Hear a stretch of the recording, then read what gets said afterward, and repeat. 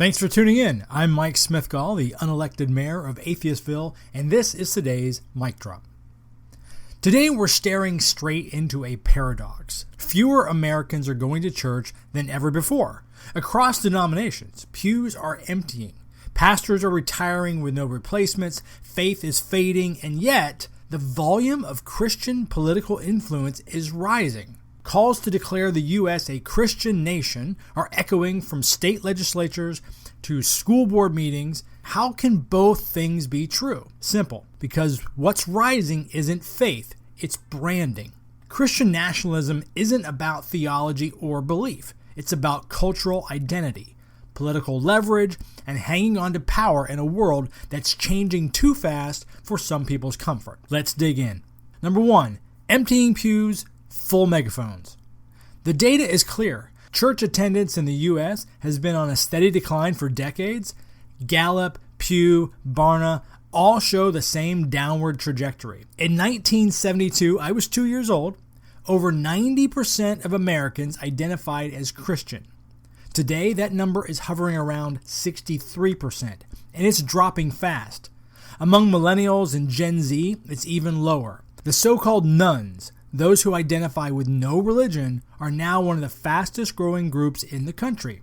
You'd think that would signal a retreat of Christian influence, but instead we're seeing a surge in Christian nationalism, a movement that insists America was, and should always be a Christian country. The contradiction is glaring. Why would people who are less engaged in religious life be more vocal about religious identity in politics?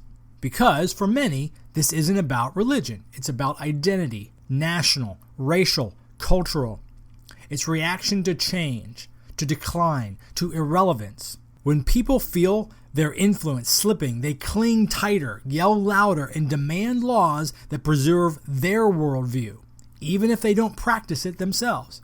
This is not about communion, it's about control. Christian nationalism doesn't need churches full of believers. It just needs enough voters who are nostalgic for a mythologized version of America where their group sat comfortably on top. Number 2, belief versus branding. Let's be blunt, Christian nationalism is less about Jesus and more about marketing. We're not talking about devout believers who quietly live according to the teachings of Christ. We're talking about people who wrap themselves in crosses and flags like their team jerseys. The Bible becomes a prop held up for photo ops, waved in angry crowds, or printed on t-shirts that says Jesus is my savior and Trump is my president. This isn't religion, it's branding. And that branding is used to signal tribal loyalty, not spiritual conviction. Many who identify with Christian nationalism don't go to church, don't read the Bible, and couldn't tell you the difference between a Beatitude and a Benedictine. But they see Christian as part of what makes them American. It's like saying you're a Cubs fan, even if you haven't been or watched a game in 10 years. It's not about baseball, it's about belonging. This branding serves a powerful purpose. It distinguishes real Americans, I'm putting quotes around that, real Americans, from anyone else, from atheists, from Muslims, from immigrants, from LGBTQ people, from black and brown Americans who challenge the idea that white conservative Christian values are the baseline. It also makes Christian nationalism highly resistant to criticism. If you question it, you're not just disagreeing with the political position, you're challenging someone's identity. That makes dialogue almost impossible. Because when someone's ideology is tied to who they think they are, facts bounce off. That's what makes Christian nationalism so volatile and so dangerous. Number 3, fear in a changing country. Underneath the crosses and the slogans is something more raw, fear. America is changing rapidly. Religiously, racially, culturally, white Americans will soon be the minority. Secularism is on the rise. Queer rights have advanced. Women are still, despite the Roe v. Wade decision, are freer to make their own decisions than they used to be. To some, that sounds like progress. To others, it feels like loss. Christian nationalism thrives on that fear. It offers a simple story. We're losing our country. They're taking it from us. But if we return to God, our God, we can restore it. That message lands especially well with those who feel left behind, economically, culturally, politically. It's no accident that many Christian nationalists are older, whiter, and more rural. They see a future they don't recognize and want to drag us back to a past that never really existed. And here's where it gets ugly, really ugly. Research consistently shows a strong link between Christian nationalism and racial resentment. A 2021 study by sociologists Samuel Perry and Andrew Whitehead found that the more someone agreed with Christian nationalist statements like America has always been and always should be a Christian nation, the more likely they were to express anti-black and anti-immigrant views. I know, you're shocked, right? This isn't just about faith, it's about dominance. Christian nationalism is the ideological armor some use to shield themselves from a changing world, and that armor is being weaponized. Number 4, political theology without the theology.